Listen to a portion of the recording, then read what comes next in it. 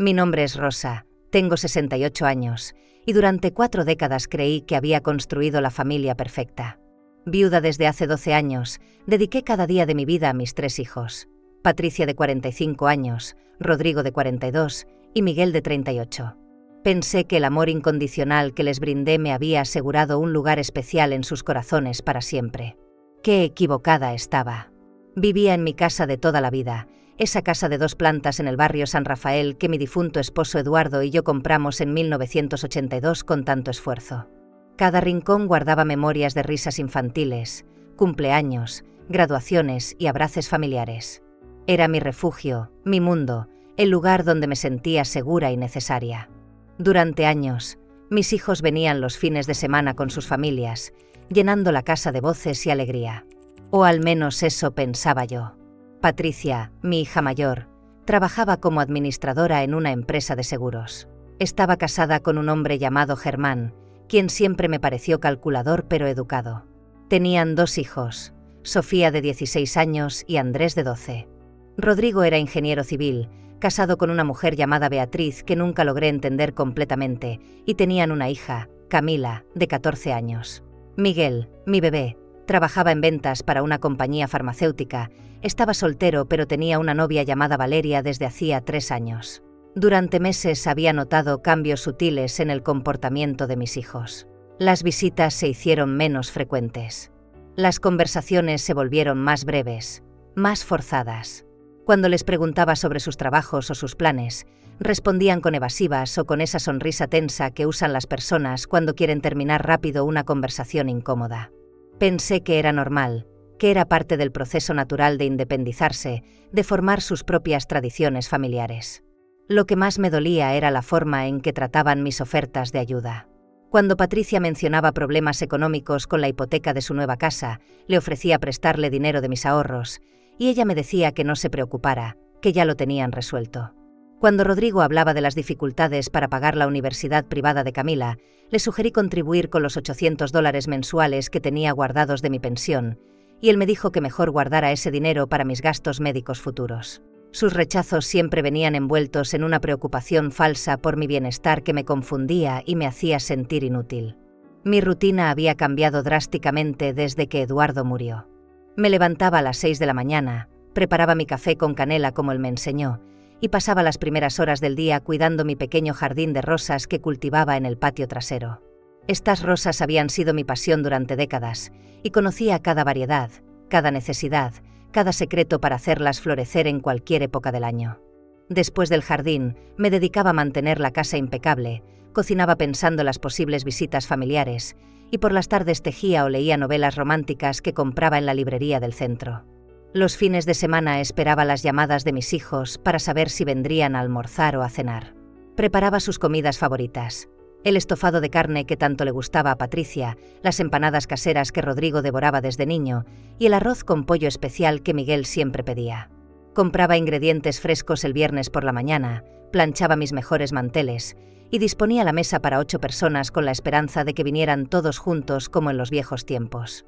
Pero las visitas se fueron espaciando. Primero venían cada 2 semanas, luego una vez al mes, después cada 6 semanas. Siempre había excusas perfectamente razonables: trabajo extra, compromisos sociales, problemas de salud de los niños, actividades escolares. Yo entendía, por supuesto. Sabía que la vida de los adultos jóvenes era complicada y demandante. Pero en el fondo de mi corazón, algo me decía que había más de lo que estaban dispuestos a contarme. La primera señal real de que algo extraño estaba pasando llegó un martes por la tarde, cuando recibí una llamada de Sofía, mi nieta de 16 años. Su voz sonaba tensa, casi susurrante, como si estuviera hablando a escondidas. «Abuela Rosa, necesito verte urgentemente», me dijo sin los saludos habituales. «¿Puedes venir al parque de la plaza mañana a las 4 de la tarde? Es importante, muy importante, pero no le digas a mamá que te llamé». La extrañeza de su petición me perturbó profundamente.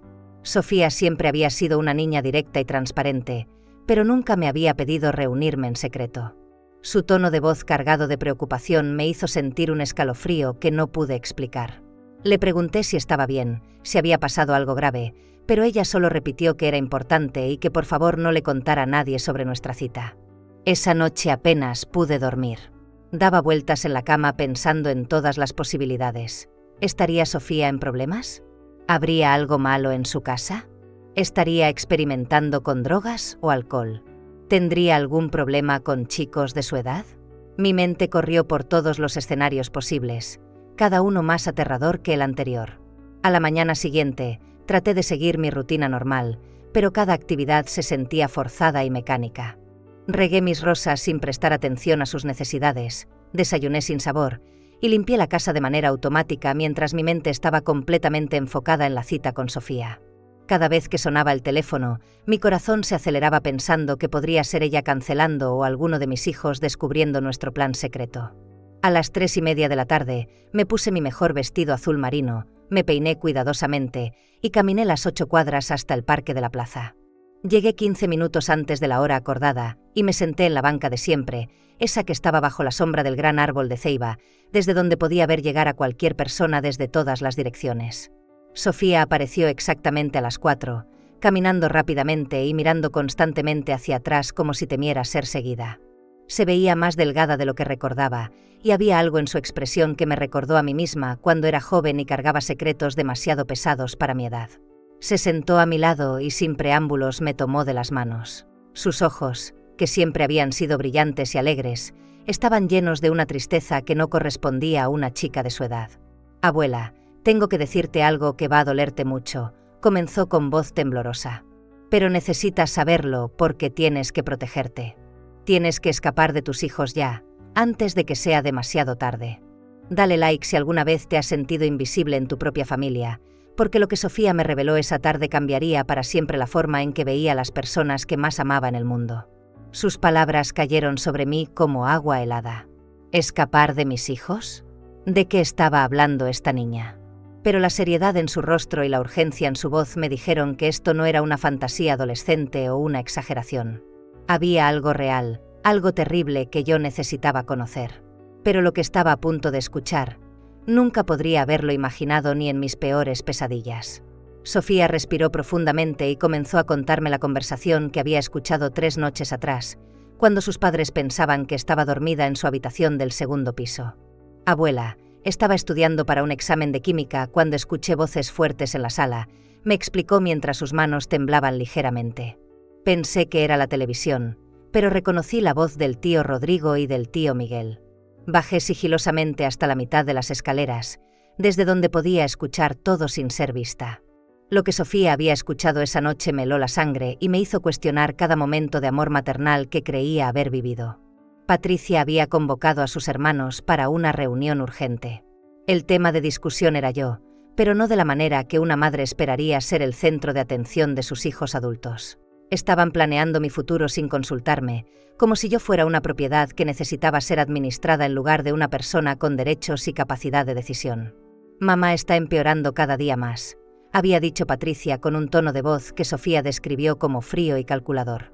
El otro día me llamó 3 veces en 1 hora porque no recordaba si habíamos quedado en vernos el domingo. Y cuando fui a visitarla la semana pasada, tenía la estufa encendida sin nada cocinándose encima. Rodrigo había respondido que él también había notado olvidos y confusión en mis conversaciones telefónicas. Que cuando le pregunté sobre el trabajo de Camila en el colegio, no recordaba que ya me había contado la misma historia 2 semanas antes. Que parecía perdida cuando hablábamos de fechas y eventos familiares. Pero Miguel fue quien más me dolió, según el relato de Sofía.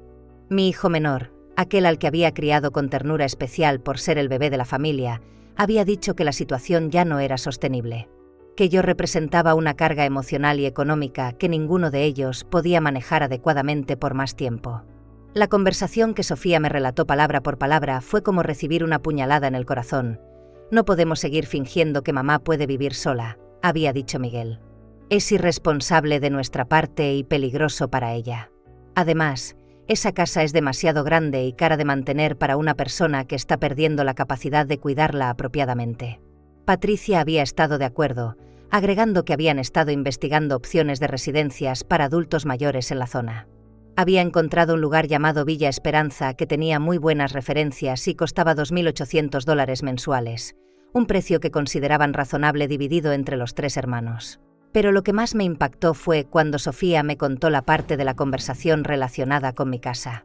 Rodrigo había mencionado que un tasador profesional había evaluado mi propiedad en $285.000 debido a la ubicación privilegiada y el excelente estado de conservación. Patricia había respondido que con esa cantidad podrían cubrir los gastos de la residencia durante aproximadamente 8 años, tiempo que consideraban más que suficiente considerando mi edad y lo que ellos llamaban mi deterioro cognitivo progresivo. Miguel había preguntado sobre mis ahorros bancarios, y Patricia le había informado que yo tenía aproximadamente $63.000 en una cuenta de ahorros, más $28.000 en un certificado de depósito que vencía en 6 meses. Rodrigo había calculado que en total tendrían disponibles más de $375.000 para gestionar mi cuidado y sus propias necesidades financieras. ¿Sus propias necesidades financieras? La frase me sonó como un eco distorsionado en mi mente. ¿Estaban planeando usar mi dinero para sus gastos personales? Sofía continuó contándome los detalles más dolorosos de esa conversación. Patricia había explicado a sus hermanos que había consultado con un abogado especialista en derecho de familia, quien le había confirmado que era relativamente fácil obtener una declaración de incapacidad mental para una persona de mi edad, especialmente si los 3 hijos testificaban consistentemente sobre episodios de confusión y pérdida de memoria. El plan era sencillo y devastadoramente efectivo. Primero me convencerían de visitar a un geriatra bajo el pretexto de un chequeo de rutina. Durante esa consulta, ellos proporcionarían al médico una lista detallada de comportamientos preocupantes que habían observado: olvidos frecuentes, confusión con fechas, dificultad para manejar tareas domésticas complejas y episodios de desorientación temporal. Rodrigo había preguntado qué pasaría si yo me resistía a la idea de mudarme a una residencia. Patricia tenía la respuesta preparada. Con la declaración médica de incapacidad cognitiva, podrían solicitar una tutela legal que les daría autoridad completa sobre mis decisiones médicas, financieras y de vivienda. Yo perdería el derecho legal a decidir dónde vivir, cómo gastar mi dinero o incluso qué tratamientos médicos recibir. Miguel había expresado cierta preocupación sobre la moralidad de este plan, preguntando si no era demasiado drástico quitarme completamente mi autonomía. Pero Patricia le había recordado que era lo mejor para todos. Yo recibiría cuidado profesional las 24 horas del día, ellos se liberarían de la responsabilidad constante de preocuparse por mi bienestar, y podrían usar el dinero de la venta de mi casa para asegurar tanto mi cuidado como estabilizar sus propias situaciones financieras. Rodrigo había mencionado que él y Beatriz estaban considerando comprar una casa más grande para su familia, y que su parte del dinero de mi casa les permitiría finalmente hacer esa compra sin endeudarse peligrosamente. Patricia había agregado que Germán y ella necesitaban urgentemente dinero para refinanciar su hipoteca, ya que estaban atrasados en 3 pagos y el banco había amenazado con iniciar un proceso de ejecución hipotecaria. Miguel había sido más honesto sobre sus motivaciones. Quería usar su parte del dinero para iniciar su propio negocio de consultoría farmacéutica, un sueño que había tenido durante años, pero para el cual nunca había tenido el capital inicial suficiente. Comenta qué harías en mi lugar, porque lo que descubrí después me hizo entender que esta traición había comenzado mucho antes de lo que imaginaba. Sofía me explicó que la fecha para ejecutar el plan ya estaba establecida. El próximo martes, dentro de 5 días, Patricia vendría a buscarme para llevarme a lo que me dirían era un chequeo médico de rutina. El doctor ya había sido contactado y briefeado sobre mi supuesto deterioro cognitivo. Después de esa consulta, mis hijos tendrían la documentación necesaria para iniciar el proceso legal de tutela. Pero había algo más, algo que hizo que mi mundo se tambaleara completamente. Sofía me reveló que esta no era la primera vez que escuchaba conversaciones similares. Durante los últimos 6 meses, había notado reuniones secretas entre sus padres y sus tíos, siempre cuando los nietos no estábamos presentes. Llamadas telefónicas que terminaban abruptamente cuando ella entraba a la habitación. Documentos que sus padres guardaban rápidamente cuando ella se acercaba. Una noche, hace 2 meses, había escuchado a su madre hablar por teléfono con alguien que parecía ser un abogado, discutiendo los pasos legales necesarios para obtener poder legal sobre los bienes de una persona mayor.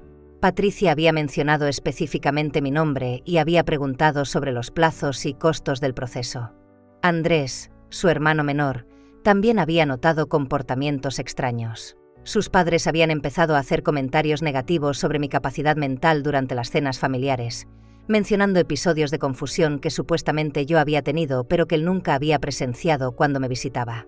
Camila, la hija de Rodrigo, le había contado a Sofía que sus padres habían estado discutiendo sobre dinero constantemente durante las últimas semanas y que había escuchado el nombre de la abuela Rosa mencionado repetidamente en esas conversaciones tensas.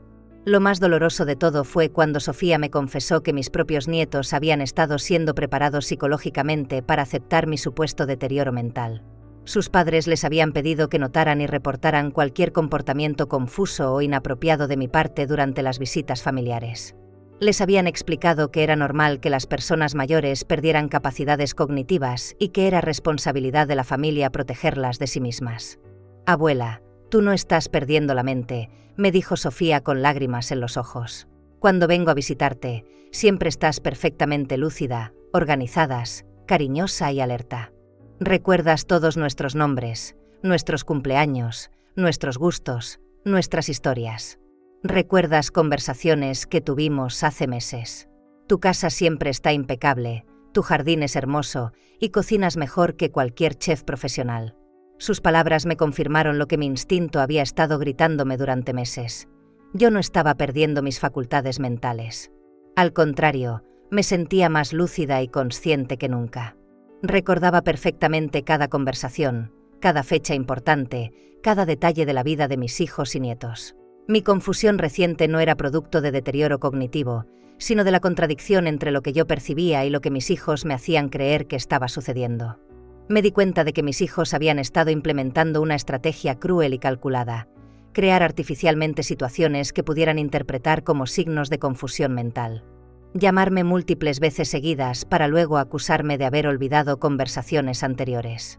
Contarme la misma historia varias veces para después afirmar que yo era quien repetía las anécdotas. Hacerme preguntas sobre eventos que nunca habían ocurrido para luego expresar preocupación por mi memoria cuando yo no podía recordar algo que jamás había sucedido. Pero eso no era lo peor. Lo que Sofía me reveló a continuación me hizo entender que la traición de mis hijos era mucho más profunda y antigua de lo que había imaginado. Sofía tomó mis manos entre las suyas y me miró directamente a los ojos antes de revelarme el secreto que cambiaría para siempre la forma en que veía a mi familia. «Abuela, hay algo más que necesitas saber sobre por qué quieren tanto tu dinero», me dijo con voz temblorosa. «No es solo porque necesiten el dinero para sus gastos. Es porque ya han estado usándolo sin que te des cuenta». Lo que mi nieta me reveló a continuación me dejó completamente helada.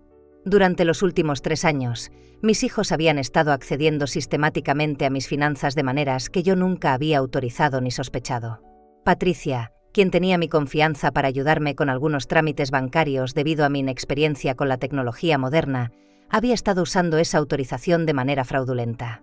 Cuando yo le había dado mi información bancaria para que me ayudara a configurar los pagos automáticos de servicios básicos, ella había utilizado esos datos para realizar transferencias no autorizadas a sus propias cuentas. Durante esos 3 años, Patricia había transferido un total de $47.300 de mis ahorros a su cuenta personal, siempre en cantidades pequeñas de $800 a $1.200 mensuales que pasarían desapercibidas en mis estados de cuenta. Como yo revisaba mis finanzas de manera superficial y confiaba completamente en ella, nunca había notado estas transacciones regulares. Rodrigo había sido igualmente traicionero, pero de una manera diferente. Él había usado mi buena disposición hacia mi familia para obtener préstamos que nunca había tenido intención de devolver. Durante los últimos 2 años, había venido a pedirme dinero prestado 5 veces diferentes. $3.500 para reparar su auto después de un accidente, $6.200 para cubrir gastos médicos de Camila después de una supuesta emergencia dental, $4.800 para ayudar con el enganche de un negocio que nunca se materializó, $2.900 para cubrir una multa de tránsito que resultó ser inventada, y $8.100 para ayudar con los gastos escolares de Camila en una escuela privada que, según descubrí después, nunca había considerado cambiar. En total, Rodrigo me había sacado $25.500 bajo pretextos falsos, siempre prometiendo devolvérmelos en 3 o 4 meses, promesas que nunca cumplía pero que yo había aceptado porque confiaba ciegamente en la palabra de mi hijo. Miguel había sido el más sutil pero no menos dañino en su aprovechamiento de mi generosidad. Durante los últimos 18 meses, había desarrollado la costumbre de visitarme los días de pago de mi pensión, siempre con historias sobre emergencias financieras temporales. Una factura de electricidad exorbitante que necesitaba pagar inmediatamente para evitar el corte del servicio, una multa de tránsito que se duplicaría si no la pagaba antes del viernes, gastos médicos inesperados de Valeria, reparaciones urgentes de su departamento que no podían esperar. Cada vez, Miguel me pedía prestados entre 400 y 900 dólares, cantidades que individualmente parecían manejables, pero que acumuladas durante esos 18 meses sumaban 13.700 dólares adicionales que habían salido de mis ahorros hacia sus bolsillos. Sofía me explicó que había descubierto toda esta información de manera accidental, cuando estaba ayudando a su madre a organizar algunos documentos financieros en su oficina casera.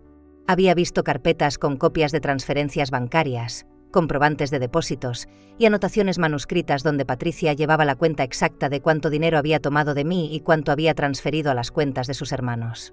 Aparentemente, mis 3 hijos habían estado coordinando este esquema de explotación financiera desde hacía años. Patricia actuaba como la administradora principal, usando su acceso a mi información bancaria para facilitar las transferencias, mientras Rodrigo y Miguel se encargaban de crear las situaciones que justificarían mis préstamos voluntarios.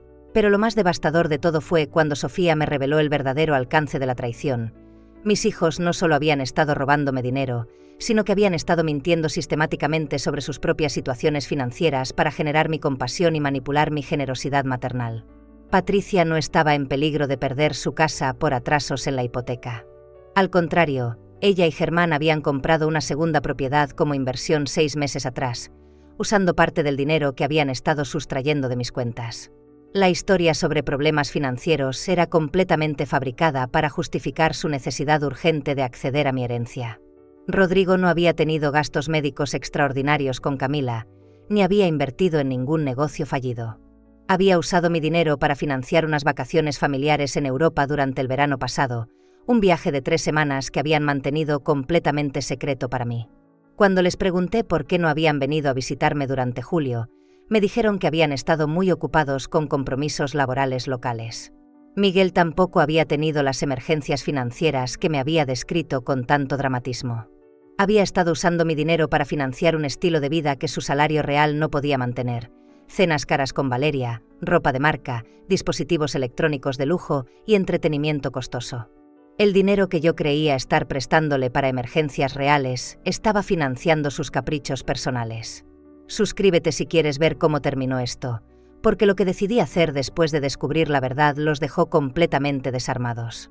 Pero había algo aún más profundo que Sofía necesitaba contarme.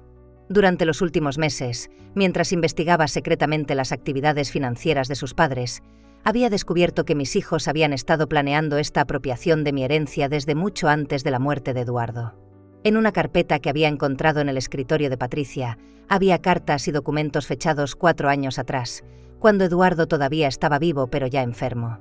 Mis hijos habían estado consultando con abogados sobre las formas más eficientes de heredar propiedades y manejar los bienes de padres mayores incluso antes de que Eduardo muriera. Habían calculado el valor de todos mis bienes: la casa, los ahorros, las pólizas de seguro de vida e incluso mis joyas y objetos de valor. Tenían un inventario completo de mi patrimonio y habían estado planeando la mejor estrategia para acceder a esos recursos lo más rápidamente posible después de quedar viuda. La revelación más dolorosa vino cuando Sofía me mostró una carta que había fotografiado en secreto con su teléfono celular. Era una comunicación entre Patricia y un abogado especialista en planificación patrimonial, fechada solo 2 meses después de la muerte de Eduardo. En esa carta, Patricia expresaba su preocupación por el hecho de que yo fuera demasiado joven y saludable para heredar naturalmente en un futuro cercano, y preguntaba sobre las opciones legales para acelerar el proceso de transferencia de bienes. El abogado había respondido explicando el proceso de declaración de incapacidad mental y había recomendado que comenzaran a documentar comportamientos preocupantes de mi parte para construir un caso sólido cuando llegara el momento apropiado. Mis hijos habían estado siguiendo esas recomendaciones al pie de la letra durante más de 2 años, creando artificialmente situaciones que pudieran interpretar como evidencia de deterioro cognitivo, documentando cuidadosamente cada episodio fabricado y preparando el terreno legal para despojarme de mi autonomía y mis bienes. Pero lo que realmente me destrozó el corazón fue entender que durante todos estos años de supuesto amor familiar, mis hijos me habían estado viendo no como una madre querida, sino como un obstáculo financiero que necesitaba ser removido de la manera más eficiente posible. Sofía me confesó que había escuchado conversaciones entre sus padres donde se referían a mí como la vieja testaruda que no entendía que era tiempo de entregar el control de sus finanzas a personas más jóvenes y capaces. que hablaban de mi apego a mi casa como una necedad sentimental que estaba impidiendo que la familia accediera a recursos que necesitaban más urgentemente que yo. Rodrigo había comentado en una ocasión que yo era egoísta por vivir sola en una casa tan grande cuando ellos tenían familias jóvenes que podrían beneficiarse mucho más de ese espacio y ese valor. Miguel había estado de acuerdo, agregando que las personas de mi edad deberían entender que su papel era facilitar el éxito de las generaciones más jóvenes, no aferrarse a propiedades y dinero que no podrían llevarse a la tumba. Patricia había sido la más cruel en sus comentarios, según el relato de Sofía. Había dicho que yo había tenido mi oportunidad de disfrutar la vida cuando era joven y que ahora era el turno de ellos de tener seguridad financiera y oportunidades. Que mi resistencia a reconocer mi deterioro mental y mi negativa implícita a planificar mi futuro cuidado estaba siendo una carga injusta para ellos. Pero había una pieza más de información que Sofía había estado guardando para el final, la revelación que me haría entender que yo tenía más poder del que mis hijos habían calculado jamás. Durante sus investigaciones secretas en los documentos de Patricia, Sofía había encontrado algo que mis hijos aparentemente habían pasado por alto o no habían entendido completamente. Una carpeta con información sobre cuentas bancarias y propiedades que yo había mantenido completamente privadas, incluso de Eduardo durante nuestro matrimonio. 20 años atrás, cuando mi madre murió, había heredado una suma considerable de dinero que nunca había mencionado a nadie. En lugar de integrarlo a nuestras finanzas familiares, había tomado la decisión de invertirlo de manera independiente como una forma de seguridad personal que solo yo conocía.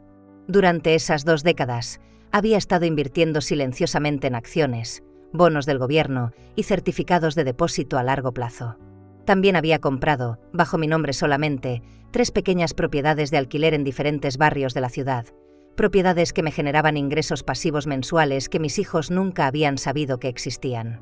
El valor total de estos bienes ocultos, según los documentos que Sofía había fotografiado de mis propios archivos secretos, ascendía a aproximadamente $890.000 entre inversiones y propiedades. Mis hijos habían estado planeando apoderarse de lo que creían era la totalidad de mi patrimonio, la casa de $285.000 y los $91.000 en cuentas de ahorro que conocían. Habían calculado que tendrían aproximadamente $376.000 para dividir entre ellos 3, sin saber que en realidad yo controlaba más de $1.200.000 en total. Pero lo más importante de todo era que Sofía había descubierto que yo había estado manteniendo estos bienes en secreto no por desconfianza hacia mi familia, sino como una forma de protección financiera que mi propia madre me había enseñado. Había sido una decisión sabia que ahora me daría el poder necesario para defenderme de la traición de mis propios hijos. En ese momento, sentada en la banca del parque mientras mi nieta me revelaba la magnitud de la conspiración familiar en mi contra, entendí que había llegado el momento de mostrarles a mis hijos quién era realmente Rosa. No la anciana vulnerable y confundida que ellos habían construido en sus mentes, sino la mujer inteligente, preparada y poderosa que había estado ocultándose detrás de una fachada de simplicidad maternal.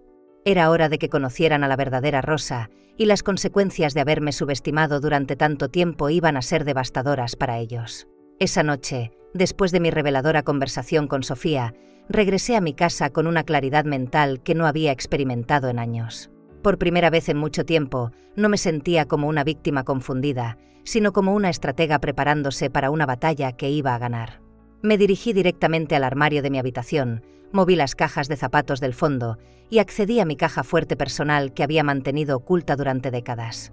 Dentro estaban todos los documentos que necesitaría, escrituras de las 3 propiedades de alquiler, estados de cuenta de mis inversiones, comprobantes de depósitos y, más importante aún, todos los registros financieros que habían estado documentando meticulosamente cada transacción no autorizada que mis hijos habían realizado. Porque verán, yo no era la anciana despistada que mis hijos creían. Durante los últimos 2 años, había notado cada transferencia extraña, cada préstamo que nunca se devolvía, cada discrepancia en mis estados de cuenta.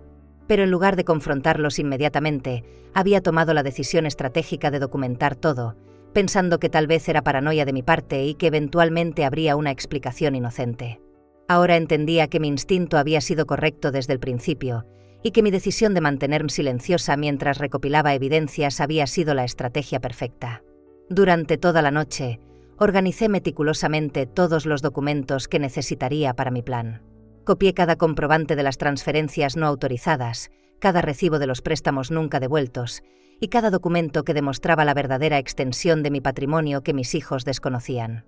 A las 6 de la mañana siguiente, Hice mi primera llamada telefónica. Buenos días. Habló con Rosa Mendoza. Necesito programar una cita urgente con un abogado especialista en Derecho Financiero y Protección Patrimonial para esta misma tarde. Mi segunda llamada fue a mi banco. Habla Rosa Mendoza, cliente desde hace 32 años. Necesito que congelen inmediatamente todas las autorizaciones que había dado a terceros para acceder a mis cuentas. A partir de este momento, solamente yo puedo realizar transacciones en cualquiera de mis cuentas. Mi tercera llamada fue la más satisfactoria. Llamé a Patricia.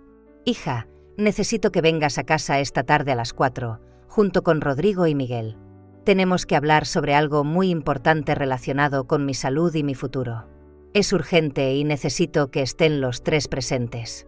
El tono de preocupación en la voz de Patricia cuando aceptó venir me confirmó que habían estado esperando que yo reconociera mi supuesto deterioro mental y aceptara su ayuda para manejar mi vida. Pensaron que finalmente estaba lista para entregarles el control que habían estado planeando tomar por la fuerza. A las 2 de la tarde me reuní con el abogado Alberto Hernández, un especialista en derecho patrimonial que tenía una reputación excelente por proteger a adultos mayores de abusos financieros familiares. Le mostré toda la documentación que había recopilado, y su expresión se volvió más seria con cada documento que revisaba. Señora Mendoza, lo que me está mostrando constituye fraude financiero sistemático y abuso patrimonial, me explicó después de revisar todo durante 1 hora. Sus hijos han cometido múltiples delitos financieros que podrían resultar en cargos criminales. Pero más importante aún, usted tiene todas las evidencias necesarias para recuperar cada dólar que han sustraído ilegalmente, más intereses y daños punitivos. Le expliqué mi plan, y él sonrió con aprobación. Es una estrategia perfecta, me dijo. Legal, devastadoramente efectiva y completamente justificada. Permítame preparar algunos documentos adicionales que harán su confrontación aún más poderosa. A las 4 en punto, mis 3 hijos llegaron a mi casa con expresiones que combinaban preocupación fingida con anticipación apenas disimulada. Patricia traía una carpeta que intuí contenía documentos relacionados con su plan de internarme en una residencia. Rodrigo había venido con una grabadora de voz, probablemente para documentar cualquier signo de confusión mental que pudieran usar en mi contra. Miguel parecía nervioso, pero determinado. Los recibí en la sala, vestida con mi mejor conjunto y con una expresión serena que aparentemente los tranquilizó. Pensaron que estaba siendo cooperativa. Hijos, los llamé porque he estado reflexionando mucho sobre mi situación y creo que tienen razón sobre varias cosas. Comencé, viendo cómo sus rostros se iluminaban con alivio y satisfacción. Patricia fue la primera en hablar. Mamá, nos alegra tanto escuchar eso. Hemos estado preocupados por ti durante meses, y solo queremos lo mejor para tu bienestar y tu seguridad. Rodrigo agregó, sabemos que este tema es difícil, pero es importante que reconozcas que necesitas ayuda para manejar tu vida diaria. No es nada de lo que debas avergonzarte, es completamente normal a tu edad. Miguel, siempre el más directo, dijo, lo importante es que tomes esta decisión por ti misma, mamá. Será mucho mejor para todos si puedes aceptar que necesitas un nivel de cuidado que nosotros no podemos proporcionarte viviendo en casas separadas. Los dejé hablar durante varios minutos más, permitiendo que se sintieran cómodos y confiados en que su plan estaba funcionando perfectamente. Asentía ocasionalmente, hacía algunas preguntas sobre las opciones de residencias que habían investigado, incluso expresé agradecimiento por su preocupación y dedicación. Tienen razón en que necesito hacer algunos cambios importantes en mi vida, dije finalmente. Y han demostrado ser tan dedicados a mi bienestar que creo que merecen saber toda la verdad sobre mi situación. Patricia sonrió ampliamente. Por supuesto, mamá. Queremos ayudarte con todo lo que necesites. Hemos estado investigando las mejores opciones para ti y creemos haber encontrado un lugar perfecto donde podrás recibir el cuidado que necesitas. Es verdad que mi memoria no es lo que era antes, continué, viendo cómo intercambiaban miradas de satisfacción. Por ejemplo, a veces olvido cuándo exactamente Patricia comenzó a transferir 800 a 1.200 dólares mensuales de mi cuenta bancaria a la suya sin mi autorización. ¿Fue hace 3 años o hace 3 años y 2 meses? El silencio que siguió fue ensordecedor. Las expresiones de mis hijos cambiaron instantáneamente de satisfacción a shock, luego a pánico. También olvido el orden exacto de todas las veces que Rodrigo me pidió dinero prestado bajo pretextos falsos. Agregué con voz perfectamente calmada. ¿Fueron 5 veces o 6? Y el total, ¿fueron $25.500 o $25.800? Mi memoria de anciana a veces confunde los detalles específicos. Rodrigo había palidecido completamente. Mamá, esos préstamos, yo tenía intención de devolvértelos. Y Miguel, mi querido hijo menor, a veces no recuerdo exactamente cuántas emergencias financieras falsas me ha presentado durante los últimos 18 meses. ¿Fueron 20 o 21? Aunque sí recuerdo perfectamente que el total sumó exactamente $13.700 que nunca tuviste intención de devolver. Miguel abrió la boca para hablar, pero no salieron palabras. Dale like si crees que se lo merecían, porque lo que vino después los dejó completamente destruidos. Me levanté calmadamente de mi sillón y saqué una carpeta que había preparado con copias de todos los documentos. La puse sobre la mesa de centro, donde los tres pudieron ver claramente su contenido. Lo que sí recuerdo perfectamente, continué con una sonrisa que no llegaba a mis ojos, es cada transferencia no autorizada, cada mentira, cada manipulación y cada dólar que han robado de mi dinero durante los últimos 3 años. También recuerdo haber documentado meticulosamente cada una de estas transacciones fraudulentas. Patricia trató de recuperar el control de la situación. Mamá, creo que estás confundida sobre... No estoy confundida en absoluto. Patricia, la interrumpí firmemente. Estoy perfectamente lúcida, y tengo aquí todos los comprobantes de las 847 transferencias no autorizadas que realizaste de mis cuentas a las tuyas. El total asciende a $47.300, más intereses acumulados. Saqué el primer documento de la carpeta y se lo mostré. Era una copia de su propia letra, llevando la contabilidad exacta de cuánto dinero había sustraído y cuándo. También tengo aquí, continué, dirigiéndome a Rodrigo, todos los comprobantes de tus 5 préstamos fraudulentos, incluyendo la evidencia de que las emergencias que me presentaste eran completamente inventadas.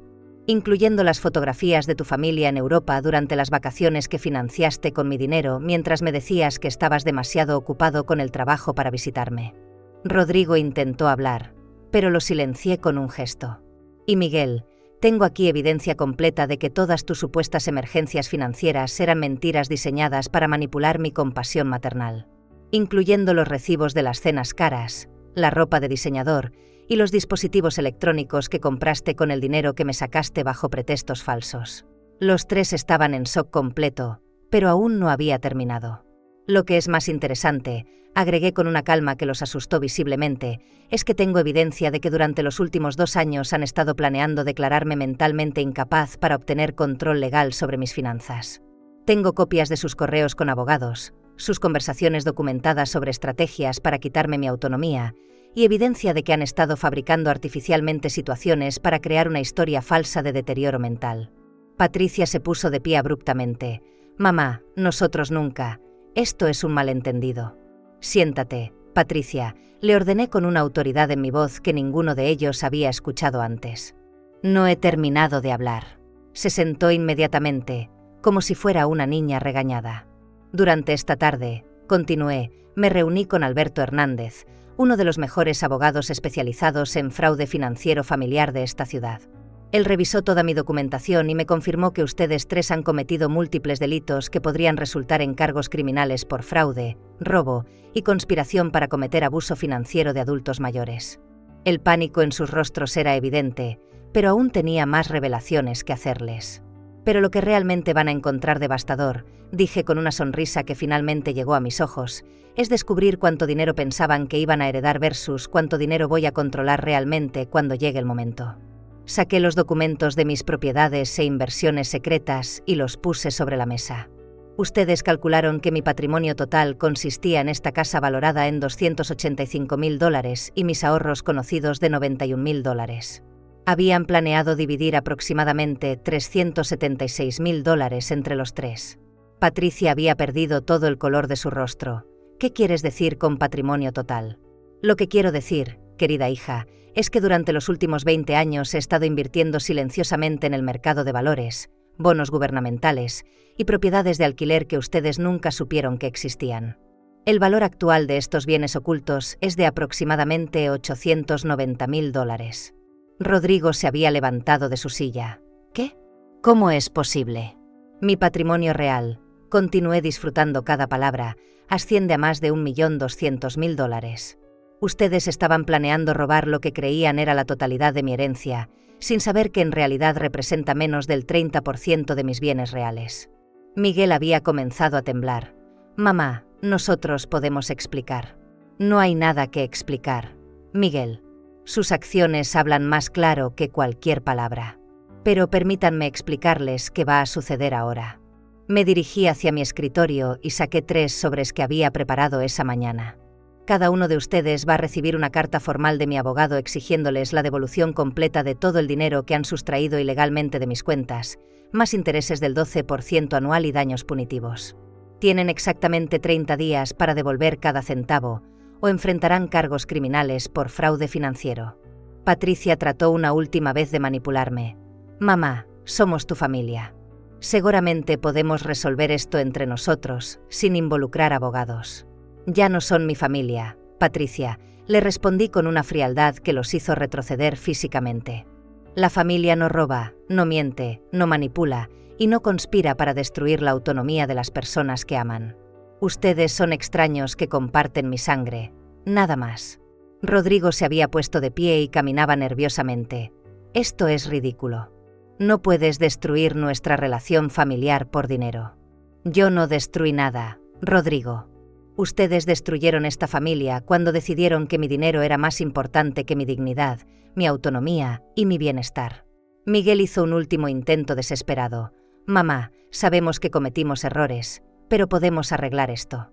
Podemos devolverte el dinero y volver a ser una familia feliz. No pueden arreglar la traición, Miguel. No pueden deshacer años de mentiras, manipulación y robo. Y definitivamente no pueden recuperar mi respeto o mi amor después de demostrarme que durante todos estos años me han visto como una fuente de dinero en lugar de como su madre. Les di los sobres con las cartas legales. Tienen 30 días. Si no recibo la devolución completa del dinero robado, además de enfrentar cargos criminales, serán desheredados completamente. Ni un centavo de mis $1.200.000 irá jamás a ninguno de ustedes o sus familias. Patricia había comenzado a llorar. Mamá, no puedes hacer esto. Somos tus hijos. Son ladrones que resulta que nacieron de mi vientre, le respondí sin una pizca de simpatía. Y ahora, quiero que salgan de mi casa y no regresen hasta que hayan devuelto cada centavo que me robaron. Pero lo que más los devastó fue mi declaración final. Los vi marcharse de mi casa esa tarde con una mezcla de satisfacción y tristeza que nunca había experimentado antes. Satisfacción por haber recuperado mi poder y mi dignidad. Tristeza por haber perdido para siempre la ilusión de que tenía una familia que me amaba incondicionalmente. Pero por primera vez en años, me sentí completamente libre. Durante las siguientes semanas, mi vida cambió de maneras que nunca había imaginado posibles. Los 30 días que les había dado a mis hijos para devolver el dinero robado pasaron sin una sola llamada telefónica, sin una disculpa y sin un solo centavo devuelto. Habían elegido enfrentar las consecuencias legales en lugar de reconocer su culpa y reparar el daño. Alberto Hernández procedió con los cargos criminales tal como habíamos planeado. Patricia, Rodrigo y Miguel fueron formalmente acusados de fraude financiero, conspiración y abuso patrimonial de adultos mayores. Los casos se hicieron públicos y sus reputaciones profesionales y sociales quedaron destruidas. Patricia perdió su trabajo en la empresa de seguros cuando sus empleadores se enteraron de los cargos criminales. Germán, incapaz de soportar la humillación pública y las dificultades financieras que siguieron, solicitó el divorcio. Patricia tuvo que vender su casa para pagar los honorarios legales y actualmente vive en un pequeño apartamento, trabajando en un empleo de medio tiempo que apenas le permite sobrevivir. Rodrigo perdió su licencia de ingeniero civil cuando el colegio profesional revisó su caso y determinó que sus acciones constituían una violación ética grave. Su matrimonio con Beatriz también terminó cuando ella se dio cuenta de que él había estado mintiendo sobre sus finanzas durante años. Rodrigo ahora trabaja en construcción por días, ganando una fracción de lo que ganaba antes, y vive en un cuarto alquilado. Miguel perdió su posición en la compañía farmacéutica cuando sus antecedentes criminales se hicieron públicos. Valeria terminó su relación con él inmediatamente, diciendo que no podía estar con alguien capaz de robar a su propia madre. Miguel ahora trabaja en un almacén, ganando salario mínimo, y vive solo en un estudio diminuto.